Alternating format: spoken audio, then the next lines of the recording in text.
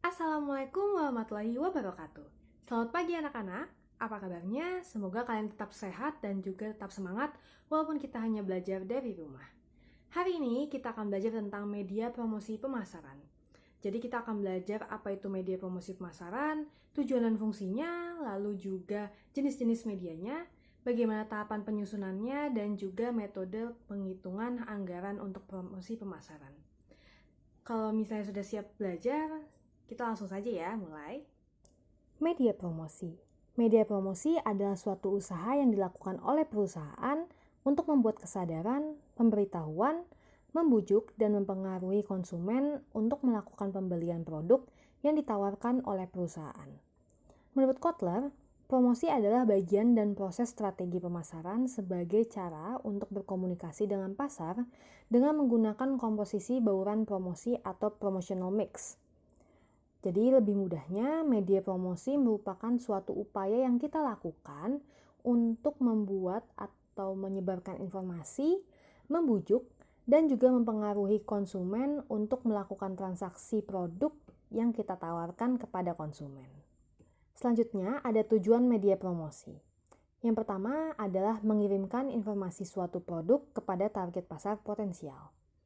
Yang kedua, memperoleh peningkatan penjualan dan profit atau laba. Yang ketiga, memperoleh pelanggan baru dan menjaga loyalitas konsumen. Yang keempat, menstabilkan penjualan.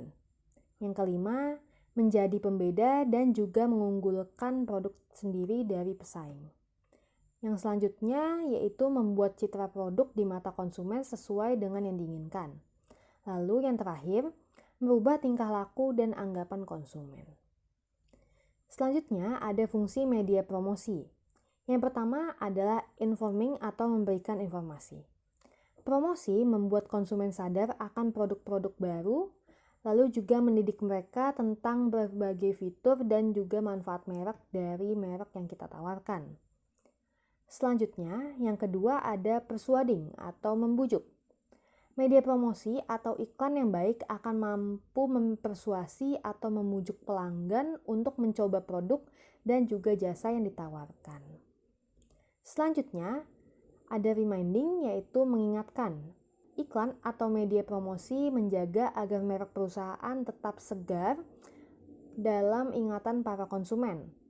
Saat kebutuhan konsumen muncul yang berhubungan dengan produk dan jasa yang diiklankan dapat berdampak pada promosi di masa lalu, memungkinkan merek pengiklan hadir di benak konsumen. Hal ini contohnya seperti ketika kita membutuhkan pewangi pakaian, yang kita ingat adalah pewangi pakaian merek M. Yang selanjutnya adalah adding value atau menambah nilai. Promosi yang efektif menyebabkan merek dipandang lebih elegan, lebih bergaya, dan juga lebih bergengsi, dan bisa lebih unggul dari tawanan pesaing. Jadi dengan adanya media promosi dapat menambah nilai dan citra produk di mata para konsumen. Lalu yang terakhir ada assisting atau mendampingi. Adanya promosi membantu perwakilan penjualan yang juga artinya mendampingi semua pekerjaan yang ada untuk kepentingan marketing. Jadi dengan adanya media promosi akan memudahkan semua pekerjaan marketing. Selanjutnya adalah tahapan menyusun media promosi. Yang pertama, kita harus menentukan target pasar, yaitu melalui segmenting, targeting, dan juga positioning dari brand kita. Dengan adanya target pasar, kita akan lebih mudah menentukan media promosi yang cocok dan sesuai dengan target pasar kita. Seperti target pasar wanita umur 18 tahun sampai 28 tahun akan lebih cocok memakai sosial media dibandingkan memakai brosur. Yang kedua adalah merencanakan pesan. Saat ini komunikasi sudah berlangsung secara dua arah sehingga perusahaan harus bisa membuat pesan yang membangun komunikasi dua arah dengan konsumen. Sebelum membuat pesan untuk memperkuat promosi, perusahaan harus memperhatikan siapa dulu targetnya. Lalu juga gunakan bahasa yang sesuai dengan target pasar dan memperkuat pesan promosi. Tipsnya, buatlah pesan yang mempunyai daya tarik emosional, rasional, dan moral. Akan lebih bagus jika pesannya itu lebih simpel dan sederhana, jadi mudah diingat, tetapi maknanya bisa sampai kepada konsumen. Yang selanjutnya adalah memilih media. Ada 2 media, yaitu offline dan online. Kita bisa pilih salah satu, tapi juga bisa pilih dua-duanya. Pilihlah channel media yang tepat juga sesuai dengan target konsumen kita. Jangan sampai target konsumen kita itu ibu-ibu umur 40 tahun, tetapi kita memilih media melalui sosial media seperti yang sekarang sedang kita laksanakan ya.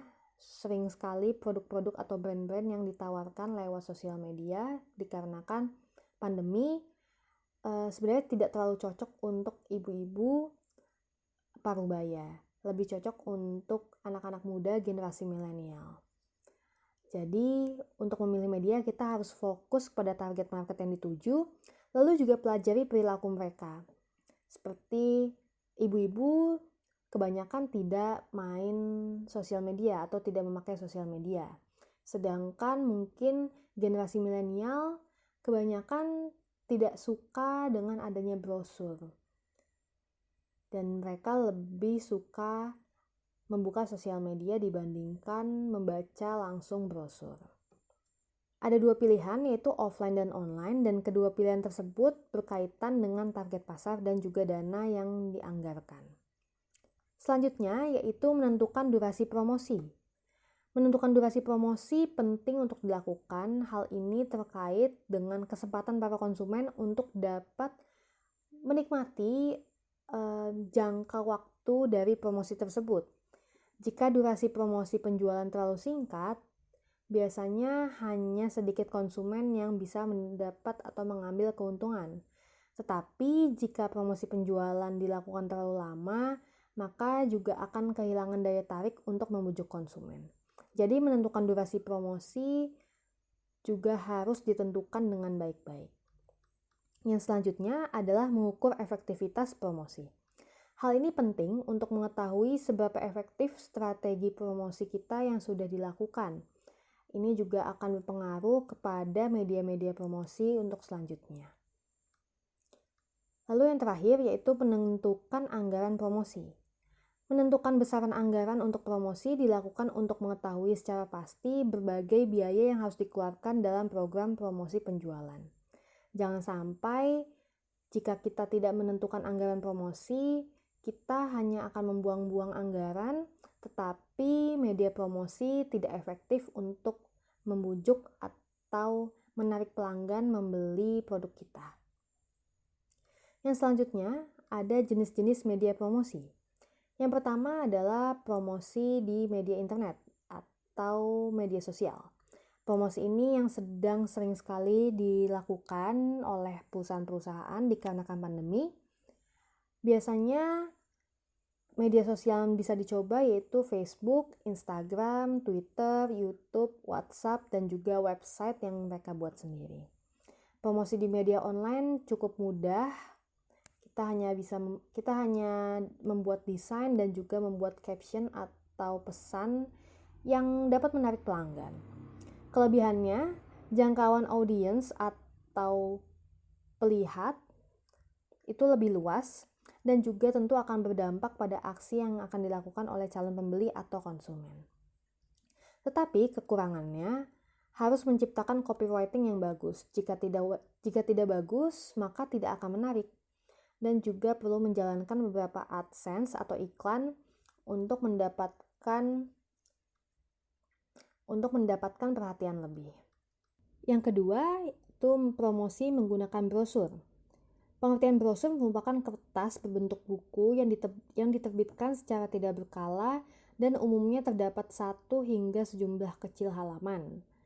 Biasanya halaman ini sering dijadikan 1 ataupun juga bolak-balik dan memiliki sampul namun tidak menggunakan jilid keras.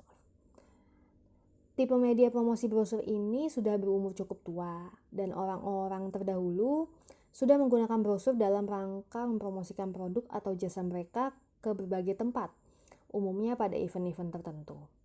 Terdapat kelebihan dan kekurangan pada brosur. Untuk orang yang tidak biasa memakai sosial media akan lebih mudah melihat brosur yang dibagikan dibandingkan dengan orang-orang yang lebih muda atau lebih awam menggunakan sosial media. Tetapi kekurangannya adalah jika brosur yang kita pasang tidak menarik, maka orang-orang akan mudah lupa juga dengan apa yang kita promosikan. Selanjutnya, ada media promosi menggunakan poster.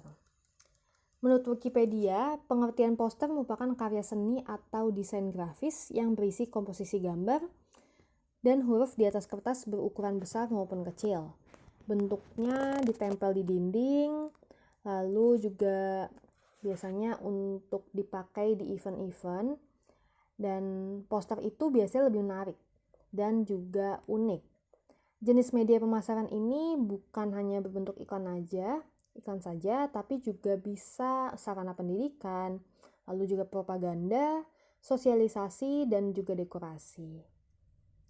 Jenis media promosi ini sering dijumpai di berbagai tempat seperti pusat perbelanjaan, pasar, jalan raya, dan juga lokasi lainnya.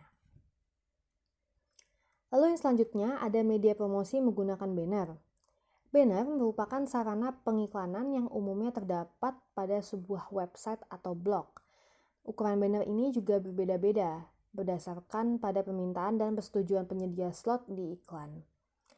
Nah, banner ini biasanya kalau misalnya kalian suka lihat atau buka web detik.com, suka ada iklan atau ads. Nah, di situ merupakan banner. Nah, banner ini ada yang online dan juga offline. Kalau yang di detik.com itu adalah banner online, tetapi banner offline itu seperti banner-banner yang ada di minimarket. Nah, itu bisa dibilang banner. Lalu yang selanjutnya adalah media promosi menggunakan televisi.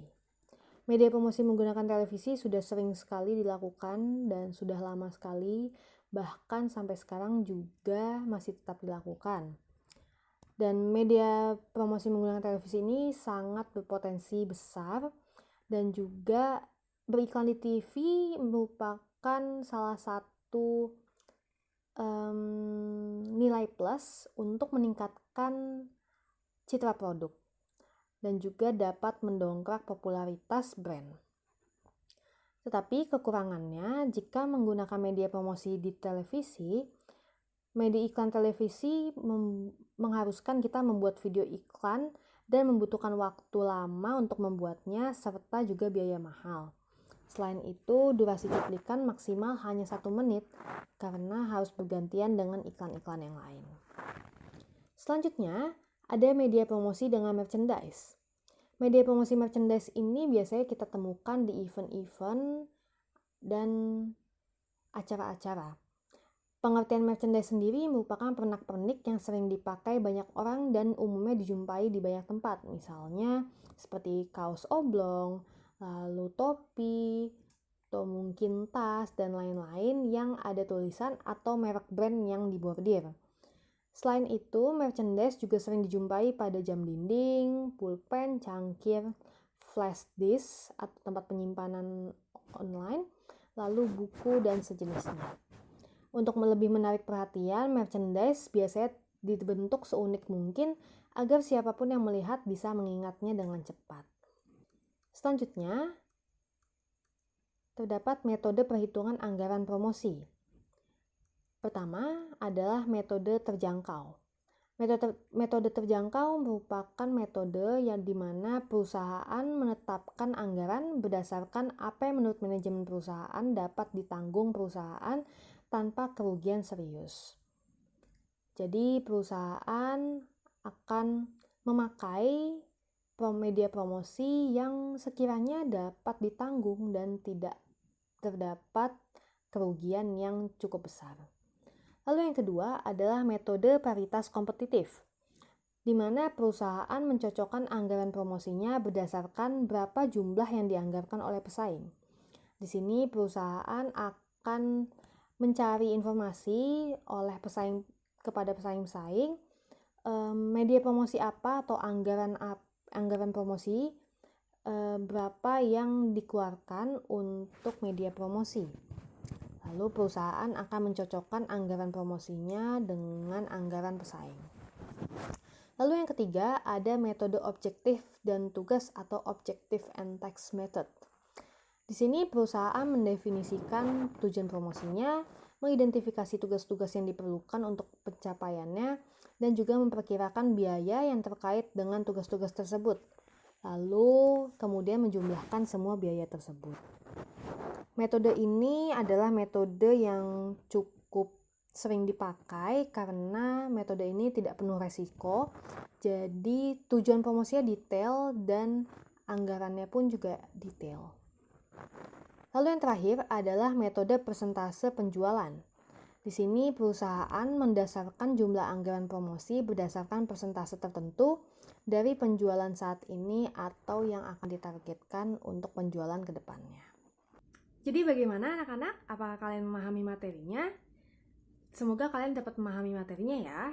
Setelah ini kalian akan ada kuis di Quizizz. Silakan kalian buka Google Classroom, di sana sudah tertera link yang menuju ke Quizizz. Kuisnya hanya 10 menit, jika lewat dari 10 menit maka sudah tidak bisa diakses lagi. Kerjakan dengan hati-hati ya.